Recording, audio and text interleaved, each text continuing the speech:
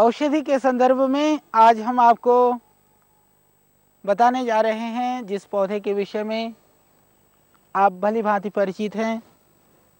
यह गन्ना और इस गन्ने की मिठास को वह हमारे देश में कौन होगा जो इसको नहीं जानता हो। वास्तव में यह गन्ना मिठास से परिपूर्ण तो है, मिठास के साथ साथ में यह औषधीय गुणों से भी भरपूर है। तो हम आज चर्चा करेंगे इस गन्ने की मिठास के साथ में इस गन्ने की औषधीय गुणों के संदर्भ में। इसको सेकेरम ओफिसेनेरम बोलते हैं।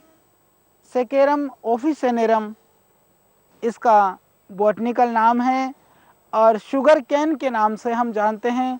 शुगर केन, गन्ना, ईख, ऊख, यह इसके विविध नाम हैं।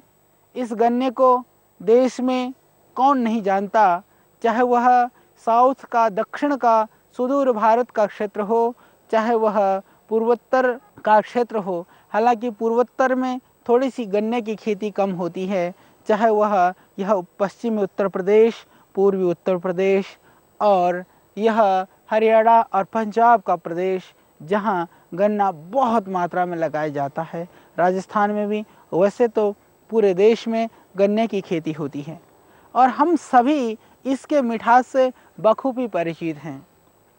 और यह आम अवधारणा भी है कि लोग ऐसा कहते हैं कि पीलिया है तो मूली खाओ, गन्ने का रस पियो। वास्तव में पीलिया के लिए गन्ने का रस बहुत ही गुणकारी है।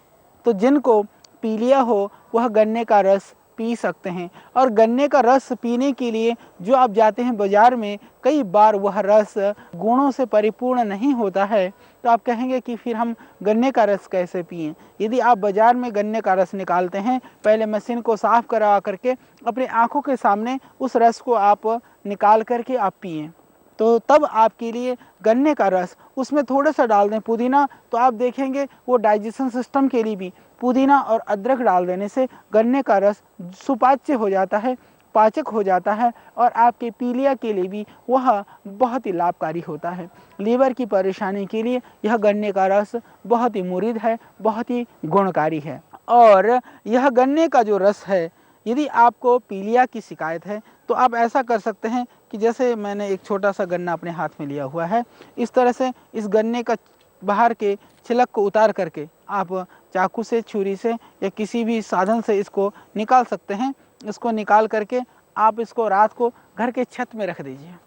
घर के छत में रात भर ओस में रखा हुआ जो गन्ना होता है, यदि आप सुबह उठ करके खाली पेट उसको चूसते हैं, गन्ने को खाली पेट चूसने से जो बीमारी है, कमला रोग जो है, पीलिया का जो रोग है, वह बहुत ही जल्दी ठीक होता है। यदि आपका बढ़ा हुआ है बिलिरुबिन और बढ़ा हुआ है आपका SGOT, SGPT, तो आप देखेंगे सुबह खाली पेट, रात को, शाम को छत में रख दें गन्ने को और सुबह इस गन्ने को चूसें। कुछ दिन इस गन्ने को चूसने से आपको बहुत ही चमत्कारिक लाभ होगा। तो पीलिया, कमला रोग के लिए ये गन्ने का प्रयोग बहुत ही गुणकारी है। और यह गन्ना जो है, यदि भोजन से पहले थोड़ा सा आप गन्ने को चूस लें तो भोजन से पहले चूसा हुआ गन्ना बढ़ाता है आपकी भूख को और आपकी पाचन शक्ति को करता है यह ठीक, बहुत ही लाभकारी है। तो यह भोजन से पहले थोड़ा सा गन्ना चूसना चाहिए, उससे अच्छा। और भोजन के बाद चूसा हुआ गन्ना आपके भोजन का पाचन भी करता है, ये बहुत ही लाभकारी है। भोजन से पहले हालांकि आप बहुत ज़्यादा गन्ना ना चूसें, ज़्यादा गन्ना चूसेंगे तो भूख खत्म हो जाएगी, यदि कम गन्ना चूसेंगे तो भूख बढ़ेगी।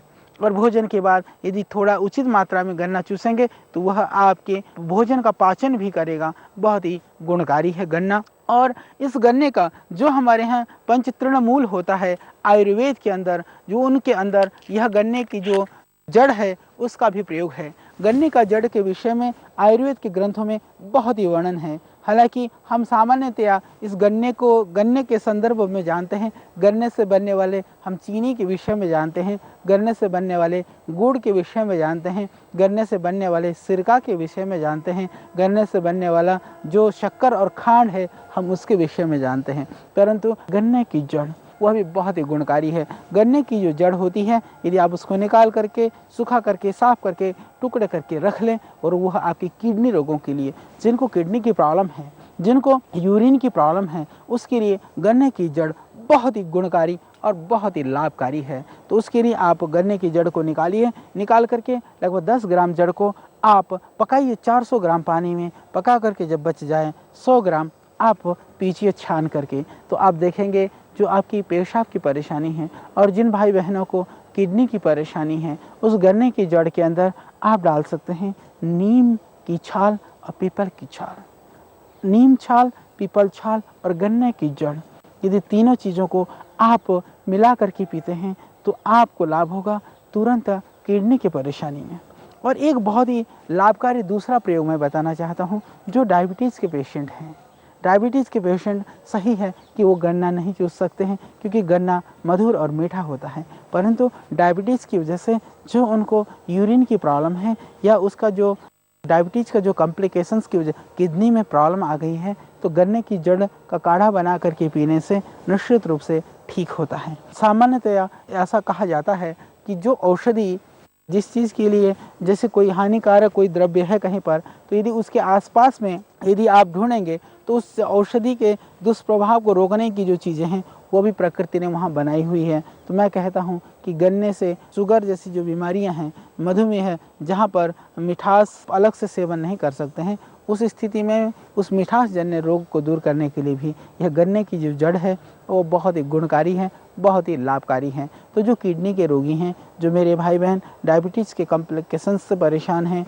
वो लोग ये सहज सुलभ चीज़ें हैं। आप गांव से गन्ना मंगाते हैं, गन्ने वाले से आप गन्ने की जड़ भी मंगाइए, उस जड़ का आप काढ़ा बना करके पीजिए, फिर देखिए कितना वह प्रभावकारी है। जो मूत्रकृच्छ्र के जो रोगी हैं, जिनको यूरिन रुक रुक करके आता है, खुल करके पेशाब नहीं होता है, उन लोगों के लिए भी यह गन्ने की जो जड़ होती है, उस जड़ को यदि आप निकाल करके 8-10 ग्राम की मात्रा में लेकर के, एक समय के लिए 10 ग्राम चाहिए, लगभग 400 ग्राम पानी में उबालिए, बच जाए 100 ग्राम, आप छान करके पीजिए। फिर आप देखेंगे जो आपकी पेशाब की जो समस्या है, गन्ने की जो जड़ है वह निश्चित रूप से ख़त्म कर देगी। और जिनको मूत्रकृच्छ्र है और डायबिटीज़ के पेशेंट नहीं हैं, वो लोग गन्ने का नित्य प्रति सेवन करके कुछ समय पर आप गन्ने को चूसिए, तो उससे निश्चित रूप से जो मूत्रकृच्छ्र की बीमारी है वह पूरी तरह से ठीक हो जाएगी।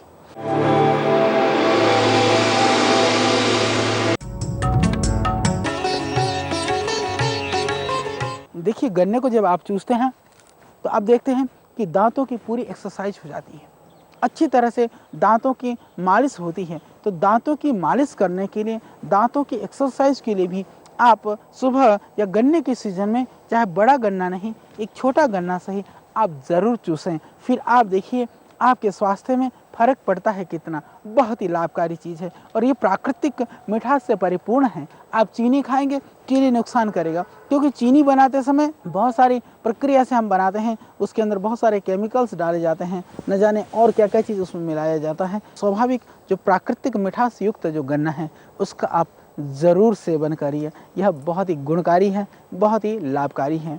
और बात करते हैं अब इसके निकलने वाले रस के संदर्भ में। रस को मैंने जैसे कहा कि हम लोग पीते हैं कि लीवर के लिए अच्छा होता है, या स्वाद के लिए भी पीते हैं, गर्मी में वो प्यास को शांत करने वाला भी होता है। इसके अतिरिक्त यदि गन्ने के रस को आप एक चिकने वाले मिट्टी के बर्तन में रख करके उसको मिट्टी के नीचे गाड़ देते हैं, तो 10-15 दिन के अंदर वह एक सिरके का रूप धारण कर लेता है। उसको बाद में उसको छान करके, हालांकि ध्यान रखें कभी कभी उसमें कीड़े पड़ जाते हैं, कीड़े न पड़े, यदि पानी का अंश उसमें नहीं है तो कीड़ा नहीं पड़ेगा। और दूसरा उपाय ये है कि उसको आप उबाल करके आधा उबलने के बाद में उसको मिट्टी के नीचे दबा दें। दबाने के बाद में वह तैयार हो जाएगा। 15-20 दिन के अंदर उसको आप बाहर निकाल करके छान करके रखें। छान के रखने के बाद में 20-25 ग्राम जो रस है उसके अंदर थोड़ा सा सौंठ और थोड़ी सी काली मिर्च और ये मिला करके आप करिए सेवन। उससे आपका जो इंडाइजेशन है, पेट की जो समस्या है वह हो जाएगी ठीक। भोजन के साथ आप कर सकते हैं इसका सेवन। और इसके अतिरिक्त गुड़ के विषय में, गुड़ को हम जानते हैं कि गुड़ बहुत ही गुणकारी होता है, विशेष करके जो बिना मसाले का बना हुआ गुड़ हो, क्योंकि आजकल हम हर चीज़ में रूप को ढूंढते हैं। हम खाने की चीज़ों में भी रूप को तलाश करते हैं, तो रूप को नहीं, हम रूप के साथ में गुड़ की तलाश भी शुरू कर दें। जो गुड़ है उसके अंदर जो गुण हैं वह उसके रूप में नहीं, वह उसके बिना केमिकल के जो हम बनाते हैं, चाहे रूप में वो बहुत रूपवान भी ना हो, वह बहुत ही गुणकारी होता है। तो भोजन के बाद गुड़ खाने की परंपरा हमारे देश में अनेक प्रांतों में अनेक लोगों में प्रचलन में है। वो बहुत ही भोजन को बढ़ाता है। और एक गिलास दूध पी करके थोड़ा सा गुड़ खा लें तो दूध का स्वाद भी बढ़ जाता है, पाचन भी हो जाता है। और दूध में यदि शक्कर मिला करके पिएं तो उसका तो कहना ही क्या, तो बहुत ही लाभकारी है। और दूध में शक्कर मिलाने से शायद बहुत कम लोगों को पता है कि यह शुक्र को बढ़ाता है, वीर्य को बढ़ाता है, आपकी ताकत को बढ़ाता है, आपकी जीवनी शक्ति को बढ़ाता है। दूध के अंदर यदि आप डाल करके पीते हैं शक्कर या गुड़ तो बहुत ही लाभकारी होता है। परंतु गुड़ बिना मसाले वाला हो तो और भी गुणकारी होता है, क्योंकि उसको शोधन करने के लिए गुड़ सुंदर बने इसके लिए प्रयोग किया जाता है केमिकल का। उस केमिकल से आप बचिए और शुद्ध ऑर्गेनिक गुड़ हो तो और अच्छा। यदि ऑर्गेनिक नहीं भी है गन्ना तब भी आप उस गन्ने से निकला हुआ बिना मसाला मिलाया हुआ गुड़ का आप कर सकते हैं सेवन। गुड़ तो गुड़ है ही है। यदि मैं आपको बताऊं कि आयुर्वेद के अंदर उस गुण का क्या वर्णन है और कितना गुणकारी है तो मैं आपको एक दो कुछ प्रयोग जरूर बताना चाहूँगा। जो जूट का कट्टा हो उसका नहीं, सीमेंट प्लास्टिक का नहीं, जूट का जो कट्टा हो, जिस कट्टे के अंदर यदि गुड़ रखा जाता है 2-3 साल 1 साल गुड़ रखने के बाद में वो गलना भी शुरू हो जाता है। गुड़ यदि सही जगह पर नहीं रखें तो पिघलना शुरू हो जाता है। पिघलने के बाद में वो कट्टा जैसे 1-2 साल के बाद थोड़ा गलने का टाइप का जो कट्टा होता है, यदि उसको आग में जला करके उसके राख बना करके यदि उस राख का भी 2-2 ग्राम राख लगभग यदि करते हैं शहद के साथ सेवन तो जो माताओं को रक्त प्रदर है, जो श्वेत प्रदर की बीमारी है, भयानक प्रदर रोग में पुराना गुड़ का कट्टा, जूट का कट्टा जला करके राख बना करके सेवन करने से ही तुरंत लाभ हो जाता है। और जिनको लगे हों दस्त, उस दस्त के लिए भी पुराना गुड़ का कट्टा, जूट का कट्टा जला करके आप उस राख का सेवन करें तो देखेंगे कि दस्त भी हो जाते हैं तुरंत बंद। आप देखिए कितना चमत्कारिक, कितना सरल प्रयोग है। तो जहाँ गुड़ रखे जाते हैं वहाँ से पुराने कट्टे आप उठा करके ला करके जला करके राख बना करके शीशी भर के रखिए, आप बन जाते हैं वैद्य। बहुत ही गुणकारी और बहुत ही लाभकारी प्रयोग है। इसके अतिरिक्त गन्ने का रस भी, जिनको जो एनीमिक हैं, जिनको पीलिया है, जिनको लीवर की परेशानी है, गन्ने के जूस के अंदर अनार का जूस मिला करके पी सकते हैं। उससे आप देखेंगे कि आपकी जो रक्त की मात्रा है एकदम तुरंत बढ़ जाएगी। बहुत ही गुणकारी है, बहुत ही लाभकारी है गन्ने का आपका यह जूस। और गुड़ के संदर्भ में मैं आपको बता रहा था कि गुड़ आयुर्वेद के बहुत सारे औषधियों में प्रयुक्त होता है। हमारे यहाँ जितने भी आसव आरिष्ट बनाए जाते हैं अपने आश्रम के अंदर भी बनने वाला, चाहे वो अश्वगंधा अरिष्ट हो, चाहे वो सारस्वता अरिष्ट हो, चाहे वो अशोका अरिष्ट हो, चाहे वो कुमारी आसव हो, कोई भी आसव और आरिष्ट है उसका जो मिठास के लिए जो डाला जाता है वो गुड़ ही डाला जाता है। और मेरे को ये बताते हुए आज खुशी है कि हमारे यहाँ जितना भी गुड़ डाला जाता है वो सारा गुड़ टोटल बिना केमिकल वाला होता है, देसी स्टाइल से बनाया हुआ होता है। और इस बार तो हमने प्रयत्न किया और हमने अपना ऑर्गेनिक गन्ना उगाया। उस ऑर्गेनिक गन्ने से हम गुड़ बनाएंगे और शुद्ध देसी गुड़ होगा, उसको डाल करके हम आसव और आरिष्ट बनाएंगे। तो जितना गुणकारी गुण होता है उतना ही ज़्यादा गुणकारी आसव और आरिष्ट आयुर्वेद के होते हैं। पेट के रोगों के लिए आसव आरिष्ट जितने भी हैं, जैसे कुमारी आसव हो गया, पुनर्नवारिष्ट हो गया, ये सारे जितने भी आसव और आरिष्ट हैं वो सभी पेट के लिए विशेष करके प्रभावशाली होते हैं। तो पेट के लिए टॉनिक के रूप में, लीवर टॉनिक के रूप में बहुत सारे लोग पूछते हैं कि लीवर टॉनिक के रूप में हम क्या सेवन करें। मैं निवेदन करना चाहता हूं कि आपको यदि आयुर्वेद की किसी भी फार्मेसी का बना हुआ बहुत ही बढ़िया आसव और आरिष्ट मिले, दूसरे तो लाभ करता ही है, पेट के लिए वह बहुत ही गुणकारी और लाभकारी होता है, उसका आप कर सकते हैं सेवन। तो हम भी शुद्ध ऑर्गेनिक गुड़ के द्वारा बनाते हैं आसव आरिष्ट, तो आश्रम के आसव आरिष्ट का भी आप कर सकते हैं सेवन। और गुड़ यदि आप उसमें थोड़ा सा काली मिर्च मिला दें, काली मिर्च पीस करके, काली मिर्च और अदरक का पाउडर करके यदि गुड़ को आप थोड़ा सा मिला करके गोली बना करके रखते हैं या 1-2 ग्राम सेवन करते हैं, चूसते हैं, तो आपकी खांसी के लिए बहुत ही रामबाण है, खांसी के लिए बहुत ही लाभकारी है।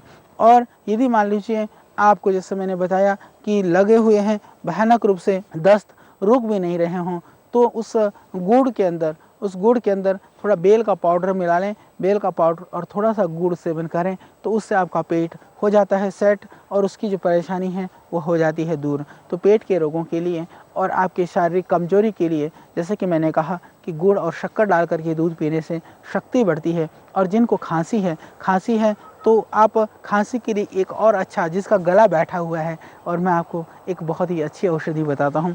गला बैठा हुआ है, आप अच्छा सा गन्ना ले लें, उस गन्ने को टुकड़ा करके अग्नि में डाल दें। जिस तरह से आप उसको शकरकंदी को भूनते हैं, इसी तरह से इस गन्ने को थोड़ा सा भूनने के बाद उस गन्ने को चूसेंगे तो आप पाएंगे तुरंत आपका जो गला है, बैठा हुआ बंद गला है, वह गला खुल जाएगा और उससे आपकी आवाज़ हो जाएगी सुरीली और आपका शरीर होगा तंदुरुस्त हृष्ट पुष्ट। तो आपके शरीर के ताकत को बढ़ाने के लिए, आपके शरीर की कमजोरी को दूर करने के लिए, पेशाब के रोगों को ठीक करने के लिए और आपके किडनी जैसे व्याधियों को दूर करने के लिए ये भरपूर औषधीय गुणों से परिपूर्ण है यह गन्ना। निश्चित रूप से आप इस गन्ने के गुणों के मुरीद हो जाएंगे। और गन्ने के सेवन के लिए, जैसा कि मैंने अभी आपको बताया, प्रतिदिन गन्ना आप बैठ करके चूसें। यदि घर के सारे लोग बैठ करके छत में या धूप में कहीं भी बैठ करके प्यार से दिन में गन्ना चूसें, प्यार भी पनपेगा, दांत भी मजबूत हो जाएंगे, दांतों की मालिश होगी,